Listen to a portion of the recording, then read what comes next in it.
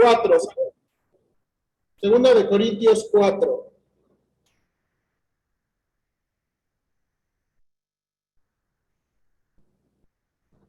Okay. ¿Ya se ve la diapositiva? Ok, bien, entonces déjame, vamos a leer versículo 1 al versículo 6, síganme ahí con su vista, dice Pablo, por lo cual teniendo nosotros este ministerio, según la misericordia que hemos recibido, no desmayamos. Antes bien, renunciando a lo oculto y vergonzoso, no andando con astucia ni adulterando la palabra de Dios, sino por la manifestación de la verdad, recomendándonos a toda conciencia humana delante de Dios. Ahora, mire aquí el pequeño cambio que hace Pablo. Pero si nuestro evangelio está aún encubierto, entre los que se pierde está encubierto, en los cuales el Dios de este siglo cegó el entendimiento de los incrédulos para que no les resplandezca la luz del evangelio de la gloria de Cristo, el cual es la imagen de Dios. Hermano, déjenme nada más explicar rápido estos versículos. Pablo, hermanos, en el contexto de esta carta y en esta división, Pablo dice, somos grandemente privilegiados de que Dios nos haya dado el evangelio. Hermanos, el evangelio de la reconciliación, el evangelio de las glorias de Cristo. Y dice Pablo, por ese regalo, por esa misericordia, dice, no vamos a hacer lo que muchas otras personas hacen, renunciando a lo oculto, lo vergonzoso, adulterando la palabra de Dios, acomodando el mensaje. Dice Pablo, nosotros no vamos a ser ministros pagados de que, a ver, ¿qué te gusta escuchar? Aquí, vente para acá. ¿Qué te gusta sentir? Aquí lo vas a tener. Dice Pablo, nosotros no somos así. Pablo dice, nosotros no somos de los que, yo te digo algo aquí en el púlpito, pero aquí abajo yo te digo, no me hagas tanto caso. No somos así, dice Pablo. Nosotros no estamos, ¿verdad?, confiando en nosotros y tratando de torcer la palabra de Dios para alcanzar a más personas, para tratar de ser más livianos, para no ofender a las personas. No, renunciando a estas cosas. Y luego Pablo dice, fíjese, y aquí está la conexión, pero si nuestro evangelio está encubierto, entre los que se pierden está encubierto. Y lo que Pablo va a decir es, hay gente que no responde al evangelio. Nosotros vamos a renunciar a rebajarnos y hacer cosas que no debemos hacer. Pero si nuestro evangelio está encubierto y personas no están creyendo el evangelio, dice Pablo, es porque Satanás ha cegado sus corazones. Hermanos, debemos entender que estamos en una fuerte lucha espiritual. Hermanos, estamos en un mundo muy materialista donde para nosotros todo es científico, para nosotros todo es, si no lo podemos comprender y si no lo podemos pensar y si no lo podemos palpar, entonces no existe. Pero no es así, hay un mundo espiritual. Y dice Pablo, el maligno, Satanás, el Dios de este siglo, se ha cegado el entendimiento. Hermanos, es por eso que a veces en nuestra familia personas no entienden. Es por eso que nuestros vecinos a veces no entienden. Es por eso que tocando puertas, hermanos, personas no entienden. Ahora, miren lo que está diciendo Pablo. Después, versículo 5, porque no nos predicamos a nosotros mismos, sino a Jesucristo como Señor y nosotros como vuestros siervos por amor de Jesús. Hermanos, el asunto es que no nos predicamos como iglesia, no nos predicamos como religión, predicamos a Cristo. Hermanos, tenemos que confiar en el evangelio. Y básicamente lo que Pablo va a decir es, necesitamos confiar en el evangelio, predicar el evangelio, porque esto es, mire versículo 6, porque Dios, que mandó que de las tinieblas resplandeciese la luz, es el que resplandeció en nuestros corazones para la iluminación del conocimiento de la gloria de Dios en la faz de Jesucristo.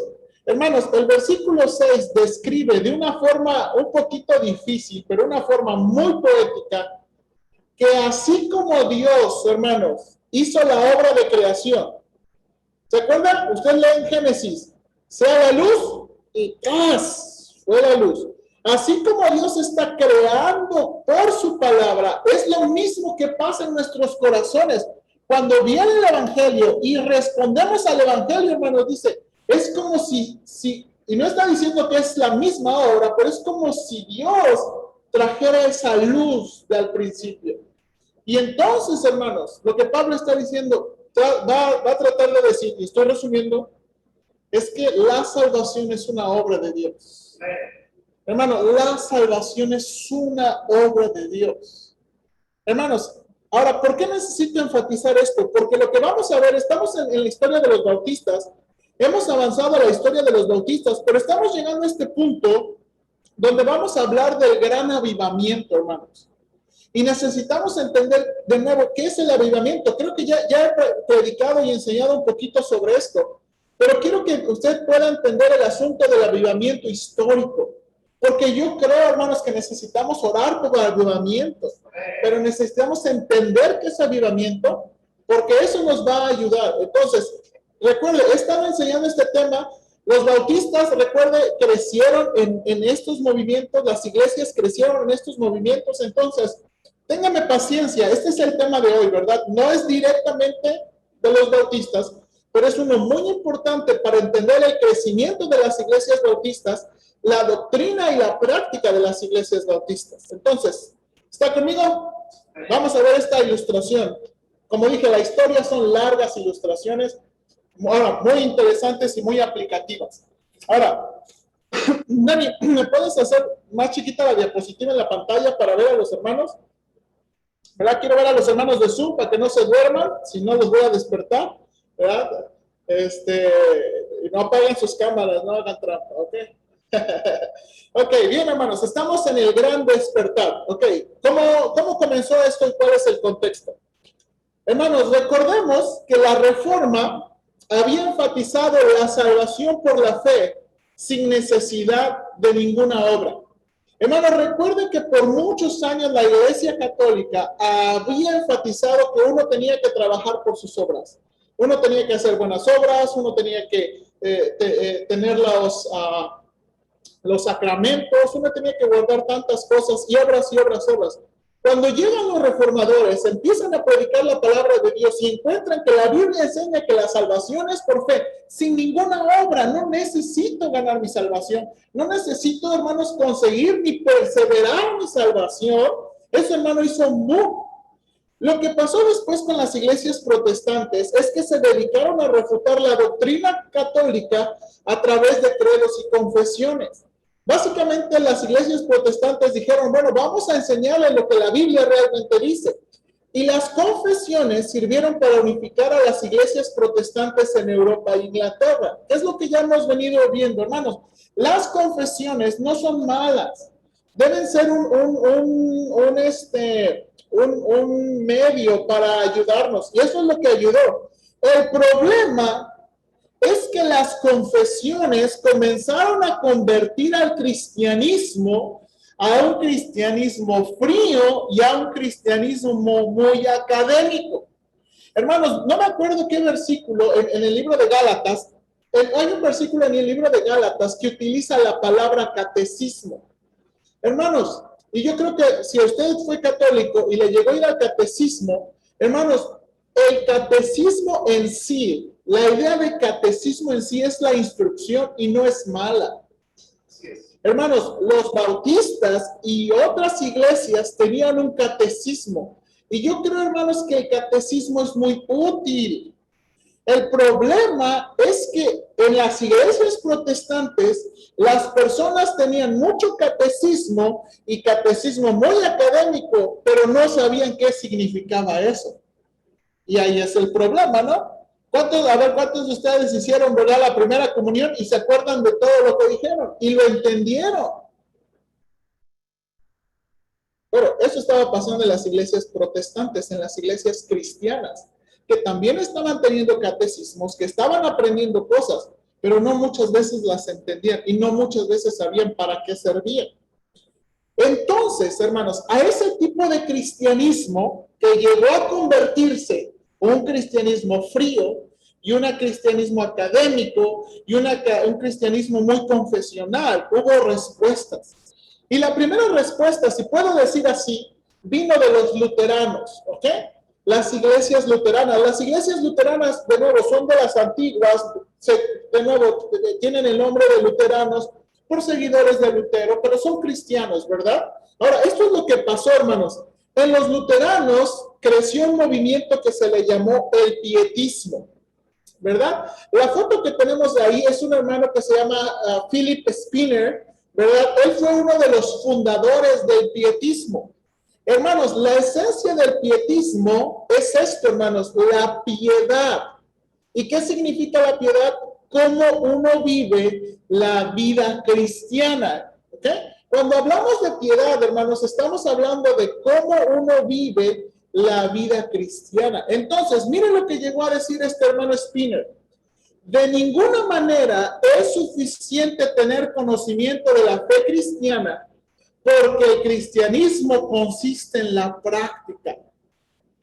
Este hermano, ¿verdad?, estaba muy fuerte de que el cristianismo no nada más debe ser un cristianismo de labios para afuera. Ahora, hermano, quiero que entienda que esto es algo muy común que vemos en la iglesia cristiana. Hermanos, mire, yo no sé, a lo mejor lo hacemos después, pero muchos de ustedes que vienen de un trasfondo católico, donde uno tiene que trabajar un montón, la verdad, y uno tiene que ser buena persona, y uno tiene que hacer los sacramentos, y uno tiene que seguir, hay muchas obras, y vienen los cristianos y me dicen, solamente tienes que creer. Nada más tienes que creer, sí, nada más tienes que creer. No tengo que trabajar, no tienes que trabajar. No tengo que hacer nada, no tienes que hacer nada. No me tengo que portar bien, no te tienes que portar bien. No, pues, para luego es tarde. ¿Dónde me inscribo? Y la cosa que pasa muchas veces es que personas vienen de la iglesia católica a la iglesia cristiana no con una mentalidad correcta. Y eso es lo que pasó muchas veces con las iglesias protestantes. Se había enfatizado tanto la salvación por fe, el asunto de creer, pero se volvió un asunto tanto de la cabeza que no pasaba nada en el corazón. Y es por eso, hermanos, que muchas veces vemos que personas que vienen de la iglesia católica a la iglesia cristiana, realmente no pasa nada. Simplemente cambiaron de religión. Porque dígame usted, no iría usted de un lugar donde te dicen que hay que trabajar, que hay que portarse bien, a un lugar donde no te dicen que no hay que hacer nada. ¿Qué escogería usted? Pues, ¿dónde me inscribo? Y este fue el asunto, hermanos. Enfatizar tanto la salvación por fe. Ahora, de nuevo, no estamos diciendo que eso está mal, pero el problema es que se llegó a convertir en eso. No, pues tú no puedes, ustedes no tienen el derecho de criticarme a mí o juzgarme a mí de que yo no soy salvo, porque yo he creído en Cristo. Hermanos, a lo mejor usted ha visto un hermano que anda haciendo cosas bien malas y anda teniendo actitudes bien malas, pero le dice a usted, yo soy salvo, yo he creído en Cristo. ¿Sí o no? Todos hemos encontrado a alguien así. Este fue el problema histórico aquí. Entonces, note aquí, el pietismo, ¿verdad? Philip Spinner comenzó, hermanos, lo que se llamó, comenzó algo que se llamaba Collegia Pietatis, que fueron reuniones para animar a la piedad a través de estudios de la Biblia y reuniones de oración. Él dijo, tenemos que hacer algo más. Y él, ¿verdad? Y esto se llama, ¿verdad? Collegia Pietatis, eran reuniones de piedad. Hermanos, estas reuniones se llegaron a llamar eclesiola y en eclesia, que significaba pequeñas iglesias dentro de la iglesia. Ahora, hermanos, se le hace conocido o se le hace común que en la iglesia, en una iglesia de 100 personas, ¿cuántos son los que regularmente vienen al culto de oración?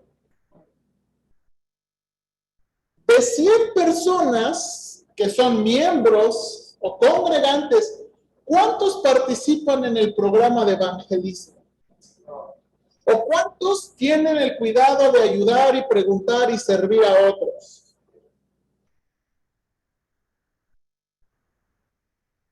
Esto es lo que pasó aquí. Spinner estaba animando a los grupos a practicar, pero no todos quisieron.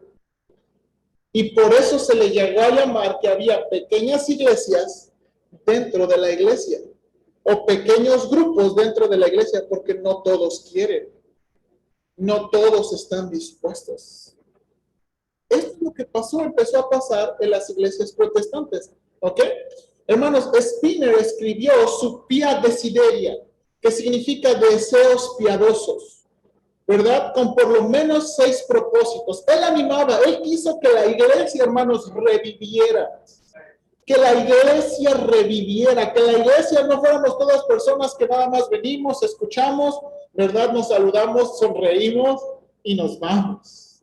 Él quería animar que la iglesia estuviera viva. ¿Y cómo va a pasar eso? Bueno, 6 cosas. Hay que regresar a la Biblia, estudiar la Biblia, enfatizar el estudio de la Biblia. Hermanos, el estudio profundo de la Biblia no significa conocer cosas desconocidas, ocultas o misteriosas.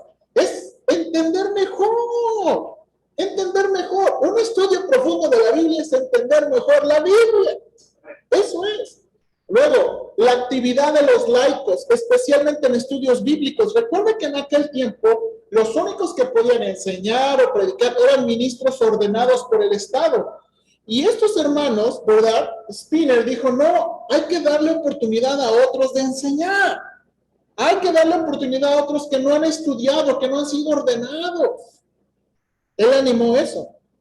Otra de las cosas que animó fue la piedad práctica. Otra de las cosas que animó es amor sincero en lugar de controversia religiosa. Muchas veces los cristianos están bien animados para pelear con otros cristianos acerca de sus creencias, pero no están animados en mostrar amor sincero. ¿Sí o no? Ministros realmente regenerados. Hermanos, voy a ser muy cuidadoso en esto, pero en aquel tiempo hubo pastores que no eran salvos. ¿Qué le dice que eso ha cambiado hoy día? Hay muchos que se dicen ser pastores y muy probablemente no son salvos. Eso es lo que pasó ahí. Y otra de las cosas fue un entrenamiento ministerial en piedad. Hermanos, y esto está en consonancia con la Biblia. Hermanos, cuando usted mira los requisitos de los ministros, usted no ve requisitos es que el pastor debe ser carismático, guapo. El pastor dice, ese es un requisito que ya cumple, ¿verdad? Pero la Biblia nunca dice, ¿verdad? El pastor debe ser guapo, el pastor debe ser vívido, el pastor debe ser así. No, el pastor.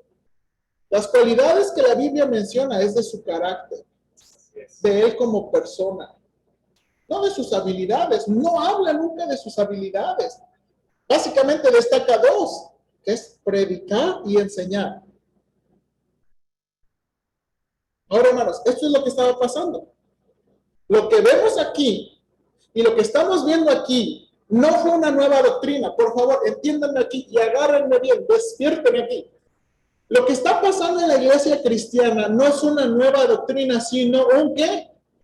Énfasis diferente. No estamos hablando de una nueva doctrina, es un énfasis diferente. ¿Cuál fue ese énfasis diferente? En la regeneración, en el nuevo nacimiento. Hermanos, somos salvos por la fe. Hermanos, no tenemos que hacer nada para ganar la salvación. No tenemos que hacer nada para ganar la salvación. Hermanos, pero una persona que ha puesto realmente su fe en Cristo, se ha arrepentido de su pecado y ha mirado a Cristo, ha nacido de nuevo. Hermanos, no somos salvos nada más por decirlo. Somos salvos por estar convencidos.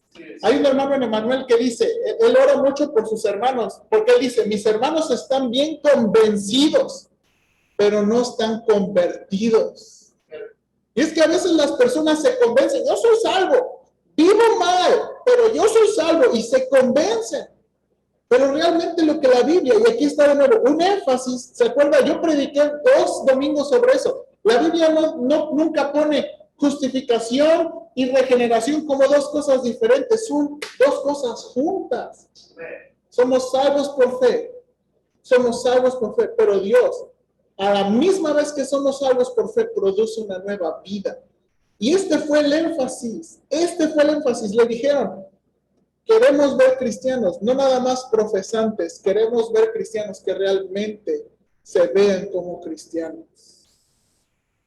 Hermanos, recuerde, la Reforma enfatizaba la doctrina como el centro de la vida cristiana. El pietismo enfatizaba la vida cristiana como el centro de la doctrina.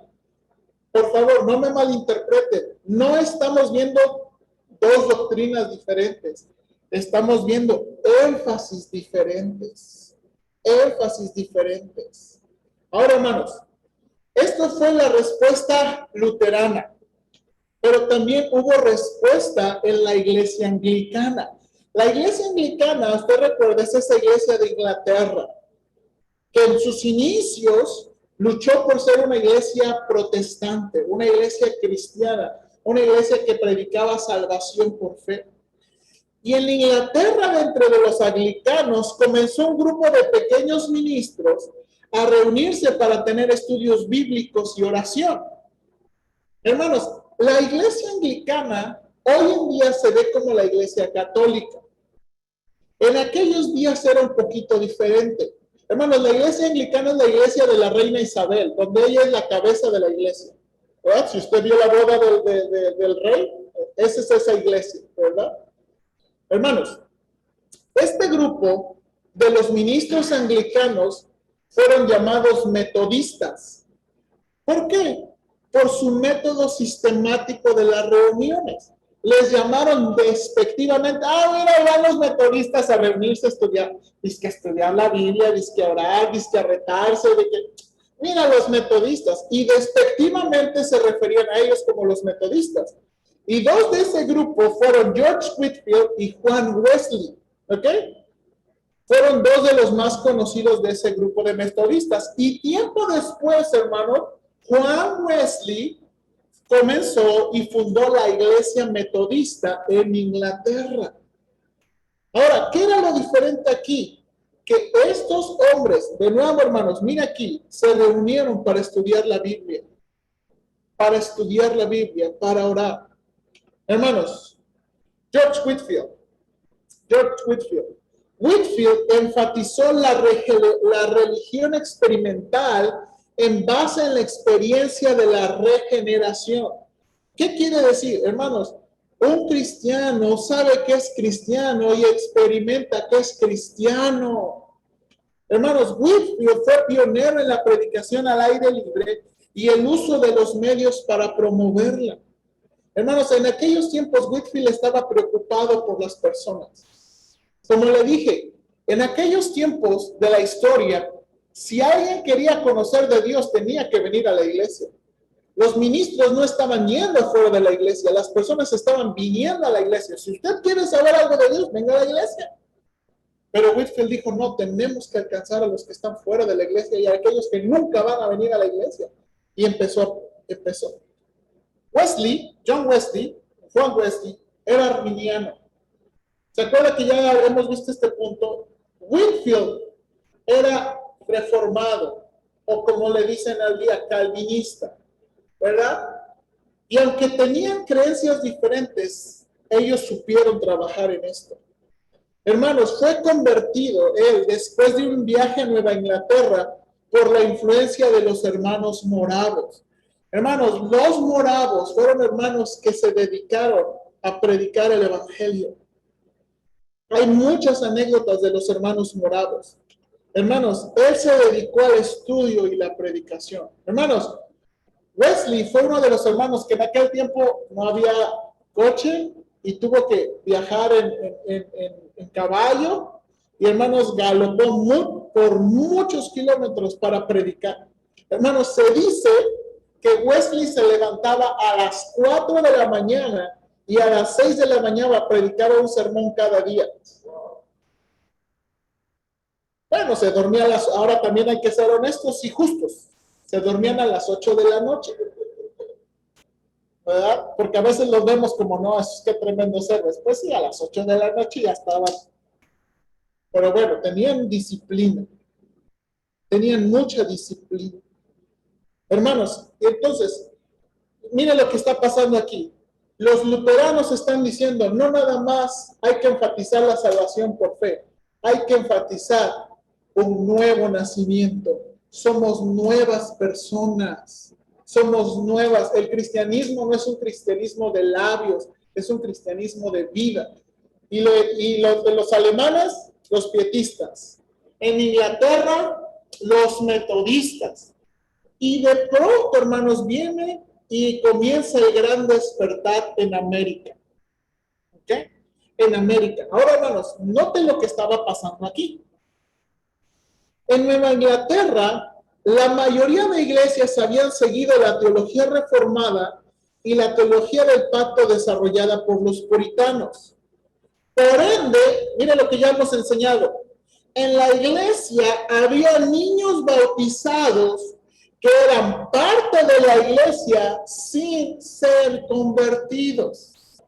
Recuerden que esa parte de la iglesia, y aquí está la gran diferencia de iglesias de aquel tiempo e iglesias bautistas. En aquel tiempo las iglesias cristianas bautizaban a los niños como señal de circuncisión y eran añadidos a la iglesia. Pero hermanos, de nuevo, uno no puede asegurar que un niño entiende bien el evangelio. Hermanos, mire, y hay que tener mucho cuidado nosotros que enseñamos a niños. Si usted trabaja a mi hija, porque mi hija, si usted trabaja a mi hija, usted puede conseguir una profesión de fe de mi hija.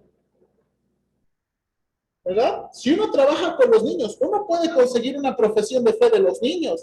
A ver, ¿te quieres ir al infierno? El infierno es horrible. No, no me quiero ir al infierno. Pues Cristo salva. ¿Quieres que Cristo te lleve al cielo en las calles de oro? Oh, sí, vamos a orar. Y uno puede conseguir de los niños una oración. Pero no significa que son realmente convertidos. Ahora estoy usando aplicaciones. Pero lo que pasó en la iglesia de aquel tiempo fue eso. Había niños bautizados que eran parte de la iglesia, pero nunca eran convertidos. Esto causó que la iglesia estuviera llena de miembros inconversos. Y St. Good Wilfred también ministros inconversos.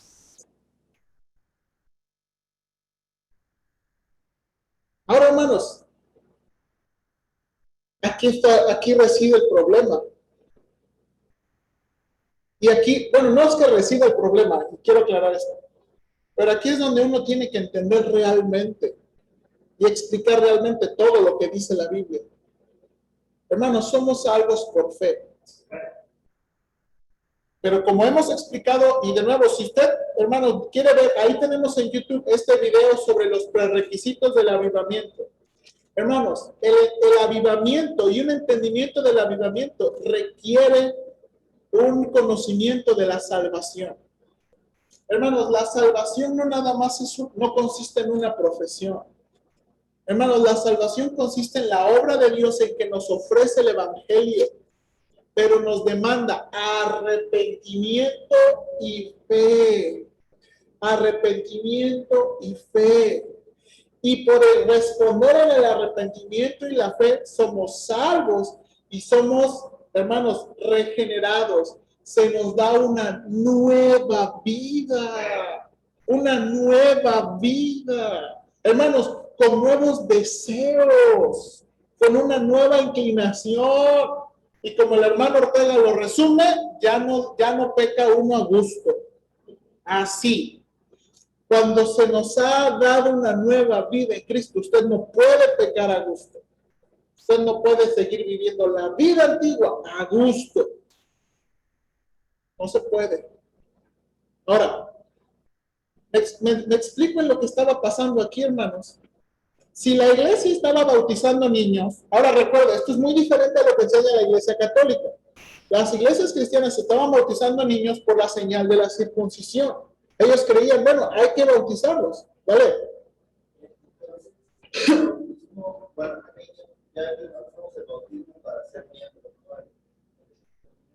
¿Sí? ¿Sí? Por el asunto de la teología del pacto. La teología del pacto era muy fuerte. Y ellos veían, es que los niños tienen que ser parte de la iglesia. ¿Y cómo los haces parte de la iglesia? Por el pacto. Y bueno, ¿cuál pacto? Ah, la circuncisión era señal del pacto. Entonces, en lugar de la circuncisión, hay que bautizarlos. Y se bautizaban niños.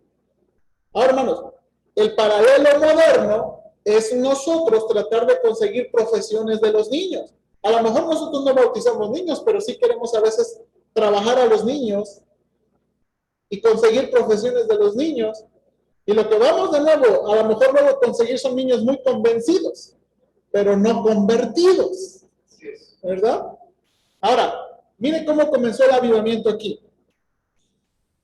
Perdone que no había una foto de este hermano, pero había una foto de su tumba, ¿verdad? Teodoro Freiling, déjeme ver si puedo pronunciarlo bien, su apellido es alemán, es Theodor Frelinghuysen, algo así. Tenía 27 años cuando llegó a América, alemán, ¿verdad? Pastoreó una pequeña congregación de habla holandesa en New Jersey. Hermanos, él fue influenciado por el pietismo alemán y comenzó a predicar fuertemente sobre la salvación y fuertemente sobre una conversión, sobre una nueva vida. Un hermano historiador, Mark Sitwell, cita una de las frases en sus sermones. Si permaneces ignorante, descansando en tus pecados, inconverso e impío, en el nombre del Señor te digo que morirás de la muerte. Y eso está refiriendo de la muerte espiritual. La ira de Dios permanecerá sobre ti y te verás expulsado. Esas eran las palabras con las que predicaba el hermano Frelinghuysen. Ahora, hermanos, en abril de 1740, el hermano Frelinghuysen hospedó a Whitefield para una campaña. En aquella campaña, Whitefield predicó, hermanos, desde una carreta afuera y predicó a 2,000 personas. 2,000 personas. Hermanos, Sitwell señala algo. Frelinghuysen enfatizó una fe, hermanos, que se podía sentir. No emocionalismo, porque a veces uno piensa, hay iglesias que enfatizan mucho la emoción. Yo creo que a usted le ha tocado, ¿verdad? Sientan, el Espíritu Santo está aquí, siéntanlo, hermanos, y lloran, ríen. No. Ese es un súper extremo. Y el hermano decía, debemos tener una fe que se pueda sentir, pero no emocional, no fuera de orden, no muerta y formal, que resultó en una vida santificada, que era consistente con una profesión cristiana. Él reprobó y reprendió y fielmente exhortó, según segunda de Timoteo 4:2. Este hermano estaba convencido de que había que tener una fe viva.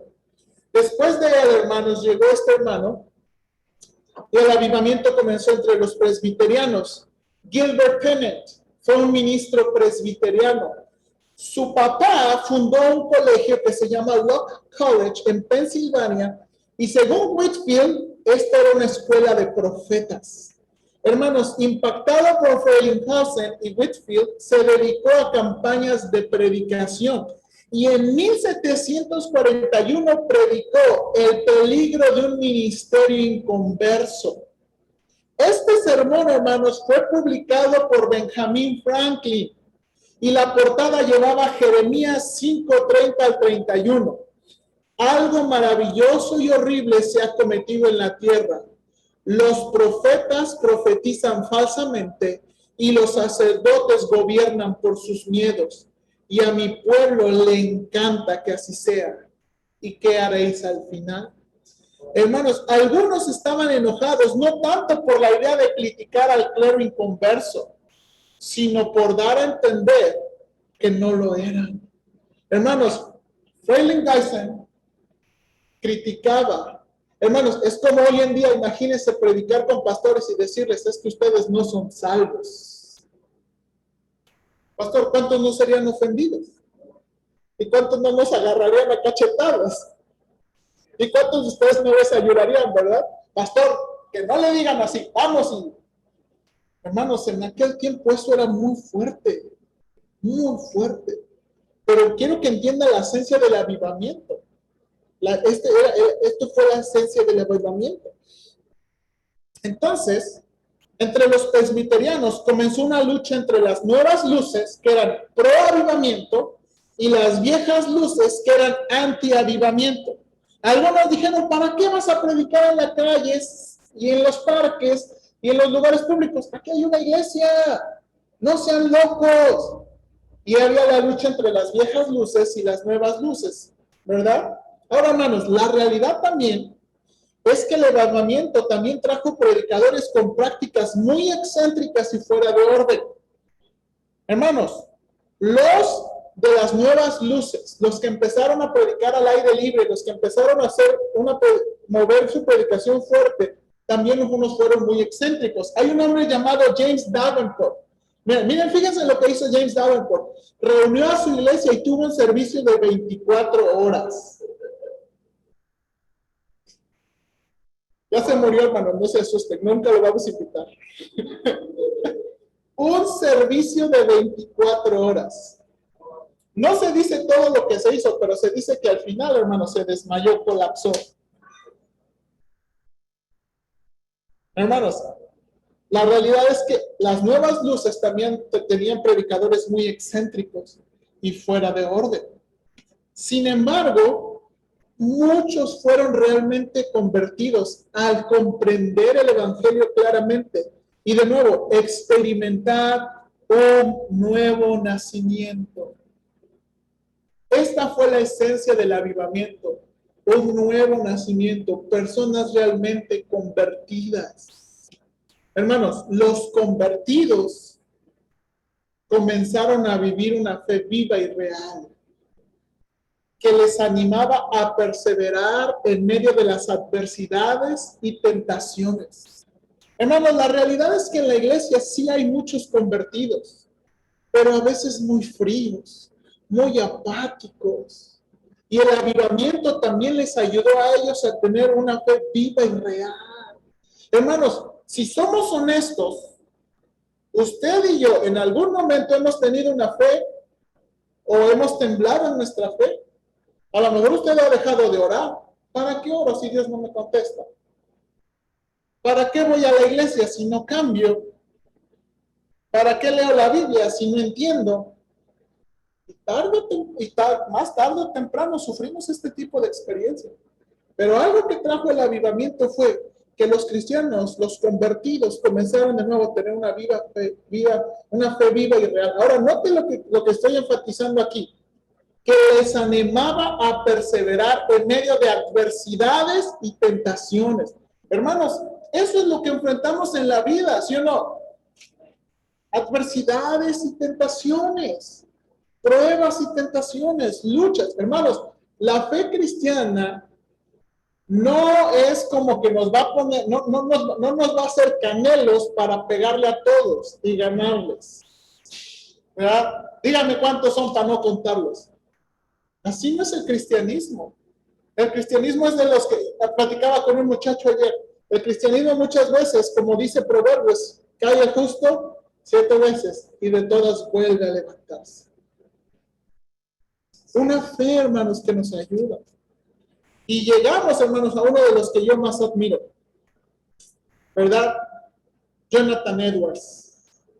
Ahora, el avivamiento, los primeros dos, o el primero que le dije fue entre los presbiterianos. Ahora el avivamiento estaba entre los congregacionalistas. Y la próxima clase vamos a ver el avivamiento entre los bautistas, porque también ellos fueron alcanzados. El avivamiento, hermanos, Jonathan Edwards ilustra, hermanos, la combinación poderosa de una teología robusta y una vida piadosa. Hermanos, miren nada más aquí. Sam Storm nos da una idea de esto. Hermanos, Jonathan Edwards podía leer latín a los 6 años y griego y hebreo a los 12 años. Pabito, ya estás tarde. Hermanos, entró a la universidad a los 13 años y terminó a los 16. En aquellos años había bien poquitas clases, también no se asusten, la universidad no era como hoy en día, pero aún así era un nivel, y entraban a los 16, él entró a los 13. Y hermanos, él escribió 70 resoluciones, 70 propósitos en un periodo muy corto. antes que cumpliera 19 años. Y hermanos, Jonathan Edwards se les llama resoluciones o se les llama son propósitos. Jonathan Edwards escribió, por ejemplo, un propósito es, yo dedico a leer mi Biblia cada día. Y no nada más hizo propósito y lo apuntó en el hielo, sino que apuntó sus propósitos y trataba de cumplirlos. Hermanos, en sus registros y sus diarios, él va a aceptar que falló, pero trataba de recuperarse y volver. Y hermanos, él trataba de dirigir su vida por esas resoluciones que había hecho, hermanos, a los 19 años, antes de casarse también. Trataba que su vida, y hermanos, él fue en verdad alguien muy admirable. Ahora, hermanos, Jonathan Edwards, entre 1734 y 35, su iglesia, hermanos, esto es antes de que Whitefield llegara, esto es antes de que él tuviera contacto con muchos, había sufrido de eventos muy inesperados y sobrenaturales. Ahora, quiero usar la palabra sobrenatural con cuidado. Los jóvenes, hermanos, en aquel tiempo, hermanos, lo que pasó en aquel tiempo es que los jóvenes se empezaron a casar muy grandes y vivían con sus padres y fueron rebeldes. ¿Les suena eso? No nos suena, ¿verdad? Eso no es algo que conocemos. Pero es lo que pasó, los jóvenes empezaron a casarse más grandes, vivían más tiempo con sus padres y eran muy rebeldes. Pero algo que Jonathan Edwards vio es que de pronto, hermanos, los jóvenes comenzaron a tener un sentido de buscar al Señor en las reuniones que se hacían los sábados. Edwards, hermanos, había predicado, ¿verdad? Un año antes, perdón que no puse la palabra antes, varios sermones que trataban de la salvación y él comenzaba a ver gente realmente convertida. Hermanos, y lo que pasó, mire, esto es lo que pasó. Aquí le voy a enseñar dos citas de Edwards de lo que él describe como el avivamiento. Mire lo que dice Edwards. Había señales notables de la presencia de Dios en casi todas las casas. Fue un tiempo de gozo en las familias por el hecho de que se les traía la salvación. Los padres se regocijaban por sus hijos nacidos de nuevo, los maridos por sus esposas y las esposas por sus maridos. Hermanos, una de las cosas que empezó a pasar es que en las familias vieron a todos realmente ser salvos. Hermanos, tenemos que ser muy honestos. A veces las luchas en las familias, muy honestos, pudiera ser porque alguien de ellos no es salvo. Así es. Hermanos, ¿por qué creen? Y mire, yo creo que yo le he dicho como a veces a modo de broma, pero a veces también muy en serio. Hermanos, yo no he conocido una persona que me ha desafiado tanto como mi hija. Hermanos, usted ha visto a mi hija, ¿verdad? 4 años. Y yo no he conocido a alguien que me desafíe como ella. Ahora imagínense si tuviera 18 años y grandote. ¿Por qué vemos esos problemas en las familias? Porque no son convertidos. Y Jonathan Edwards dice, empezamos a ver las familias convertidas. Miren lo que dice Jonathan Edwards, nuestras asambleas públicas eran entonces hermosas. La congregación estaba viva en el servicio de Dios. Todos intensamente concentrados en la adoración pública. Hermanos, los hermanos estaban metidos a adorar los cantos, metidos. Y hoy en día los hermanos están, santo, santo, gozo va a servir a Cristo. Distraídos en la adoración pública. En aquel tiempo estaban concentrados. Todos los oyentes ansiosos por beber las palabras del ministro, tal como salían de su boca. Pastor, mire qué congregación. Animado. Pero hoy en día, a ver a qué horas termina. ¿Verdad? Hoy en día, ¿sí o no? Y hoy es muy fácil, ¿verdad? Lo tiene usted en Facebook, lo tiene usted en Zoom. Ya se tardó mucho, ya hay que cambiarlo. Muévele ahí. Las asambleas en general lloraban de vez en cuando mientras se predicaba la palabra. Algunos lloran de dolor y angustia, otros de alegría y amor, otros de compasión y preocupación por las almas de sus vecinos. Hermanos, el avivamiento que Edwards empezó a ver en su iglesia, hermanos, fue algo que él nunca fabricó, nunca presionó, simplemente vio a Dios obrar. Hermanos, este es el punto que lo admiro mucho a Jonathan Edwards. Mire, ya es mi última diapositiva. Edwards fue el teólogo del avivamiento. Hermanos, te puedo decir mucho. Hice un proyecto sobre él, ¿verdad? Y creo que usted supo de eso. Hermanos, Edwards evitó los dos extremos, un lugar demasiado grande para las emociones. El peligro que a menudo reconocemos es que las emociones deben estar ligadas a la razón. Hermano, Jonathan Edwards animaba poder tener emociones y afectos por el Señor, pero controladas por nuestra mente. También, hermanos, había un lugar, ¿verdad? Y evitaba un lugar demasiado pequeño para la emoción. El racionalista, el tenor poco entusiasta de la época, porque, hermanos, a Edwards le tocó la edad de la razón. Hermanos, es increíble, pero a Edwards le tocó las primeras ediciones de la enciclopedia. Hermanos, yo creo que todos nosotros tenemos una, pero a Edwards le tocó la primerita de las primeritas, hermano. Hermanos, John Newton estaba haciendo descubrimientos, escribiendo en los tiempos de Jonathan Edwards, la edad de la razón. Y Edwards, ¿verdad?, decía que las emociones no pueden separarse de lo racional. El atractivo emocional en la religión no está mal siempre y cuando no sea totalmente emocional o irrazonablemente emocional. Hermanos, y yo creo que en la iglesia lo hemos hecho bien. Hermanos, no tiene nada de malo llorar cuando Dios toca su corazón. No tiene nada de malo decir amén cuando Dios toca nuestro corazón. Alegrarnos. Pero eso es muy diferente a tirarnos como locos. Eso es lo que Edwards animaba. Eso es lo que Edwards animaba.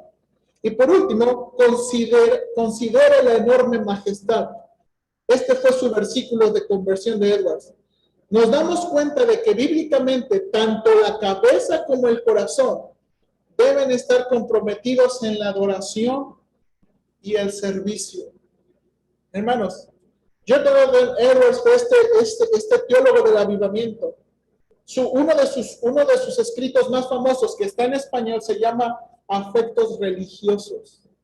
Hermanos, para enseñarnos, hermano, él escribió ese libro para decirnos, no confundan las emociones con los afectos realmente. Y él dio 12 señales de los afectos que son realmente del Espíritu Santo. ¿Y sabe cuál enfatizó más? El cristianismo que se practica. Él decía, el avivamiento verdadero no es el que se dice, ni el que se fabrica, es el que viene del Espíritu Santo. Hermanos, quise enseñar esto para entender. Después de esto, hubo malos movimientos y hubo buenos movimientos. Hubo bautistas alcanzados de una manera correcta y hubo bautistas alcanzados de una manera incorrecta. Pero la esencia, hermanos, del avivamiento histórico es esta. Recuerden, no fue un asunto de doctrina, fue un asunto de énfasis. Hermanos, de que los cristianos realmente mostremos y vivamos como cristianos. Hermanos, el nuevo nacimiento nos ha puesto deseos, pensamientos diferentes. Nos da fuerza, hermanos. Nos da fuerza para vivir la vida cristiana. Y esto es lo que enfatizaron los hermanos. Hermanos, cuando oramos por avivamiento, y usted lo acaba de ver, no debemos orar por números. Así es. Hubo muchísimos convertidos y muchísimos escuchando, y hay muchos que se van por la finta de eso. No debemos orar por números, debemos orar por convertidos. Por convertidos. Que los de nuestra casa sean convertidos, que los de nuestra iglesia sean convertidos. Y aquí está la aplicación, hermanos. Todos en la iglesia debemos preocuparnos que los que estamos aquí somos realmente salvos. Somos realmente nacidos de nuevo. Hermanos, eso es lo que fue el verdadero avivamiento histórico. Y es lo que debemos orar. Que Dios abra la luz de los que no conocen. Abra los ojos, resplandezca la luz del evangelio en los que no conocen y en los que andamos fríos, porque todos en algún momento andamos. Que Dios caliente nuestros corazones. Amén. Que Dios nos ayude. Vamos a orar.